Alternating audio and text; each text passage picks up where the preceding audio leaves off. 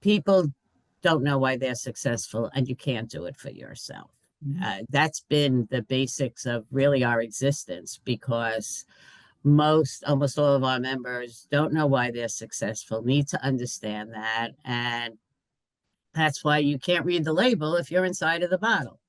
So let's You break just that go and do down. great things.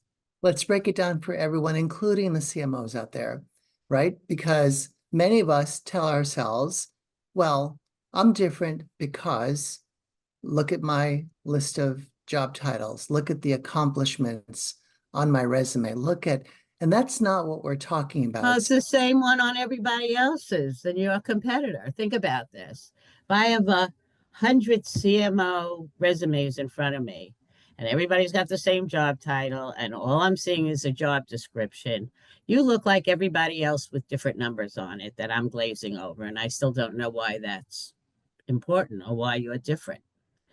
It's not about listing the ingredients. That goes to another one of my analogies that we'll get to. But you can't just list your ingredients and expect somebody to buy you. You need to make sure you understand, what have you done what is the consistency of the challenges you've taken on? What did you actually make happen? We have a pretty thorough process of working on branding with folks where we really dive down to, why did you go for the degree you did? What started you off? What drove you? What drove you to these companies? Why did they hire you? What were all the challenges you took on, and what are the commonalities of what you've been doing your whole career? That's really hard to do for yourself Mhm. because you don't know even the right questions to ask yourself to come up with that value proposition. Right. And you need somebody to take a look back and walk through all this with you and say, here's what you've been doing for the last 20 years. Here's what you make happen. Here's why people pay you a lot of money. And that really is the crux of where you need to start. Because without that, you're going to list your ingredients and hope somebody decides they like what they see and they're going to give you a shot. And in today's world, and yes, is it going to get tougher? Yes. You always had a lot of competition, everybody on this webinar, because you're looking for one great spot, but that just kind of doubled with what's happening with the layoffs and what's happening in government, who's competing for what, people changing jobs. So it is absolutely critical that you're at the top of your game when it comes to the game of finding a new job.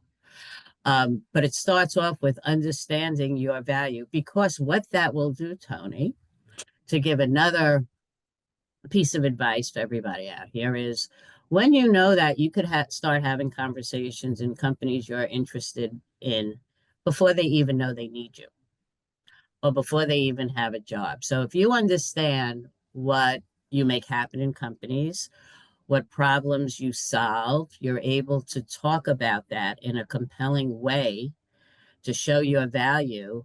You could be in a conversation. I speak to many members who I know jobs get created for them once they're talking to the right folks.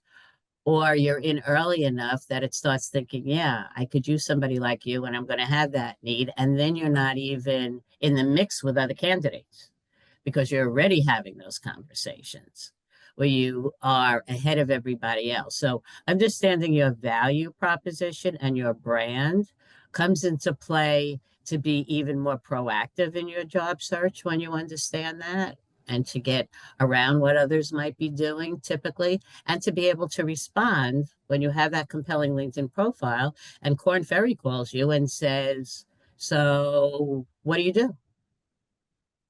Mhm. You can't just list the job description. That's not going to work.